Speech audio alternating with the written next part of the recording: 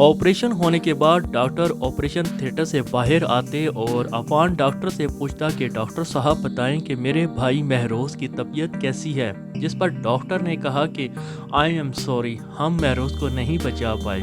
ये कहकर डॉक्टर साहब चले जाते हैं वापस। इसके बाद महरोज़ के नाकाम ऑपरेशन और मर जाने का सुनकर चीखो पुकार रोना शुरू हो जाता है, जिस पर माँ को बहुत दुख होता कि मेरा महरोज़ नहीं मर सकता।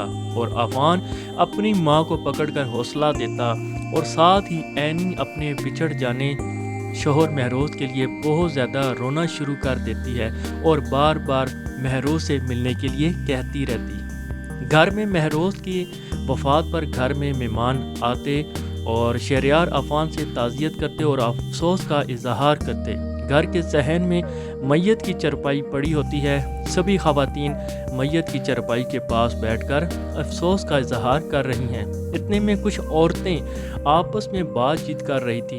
अभी शादी को दिन ही इतने हुए नहीं कि लड़की का शौहर मर गया। लड़की के माँ बाप अंधे थे कि एक बीमार शख्स के साथ अपनी बेटी की शादी करवा दी, जिस पर दूसरी ख़वातीन ने कहा कि पैसा बहुत बड़ी चीज़ है, बिजनेस घर कारोबार देकर बेटी की शादी करवा दी। वैसे लड़की का शौहर लड़की के लिए इतना कुछ छोड़कर गया है तो इस लड़की के साथ कोई भी शादी करने को तैयार हो जाएगा। ख़वातीन के तानों को सुनकर ऐमल गुस्से में जवाब देती है कि बस कर दें आप लोग। ख़वातीन के तानों को सुनकर अपने शौहर के इंतकाल होने पर गमगीन से नडाल होकर एनी बेहोश हो जाती है।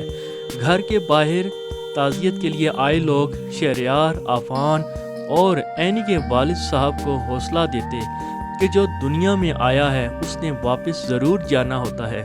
ये अल्लाह का कानून है। अल्लाह आपको सब्र दे और मैयत को कब्रिस्तान दफनाने के लिए कहते। फिर इसके बाद महरोज़ की मैयत को दफनाने के लिए अंदर आते और मैयत को घर से लेकर कब्रिस्तान की तरफ रवाना हो जाते हैं।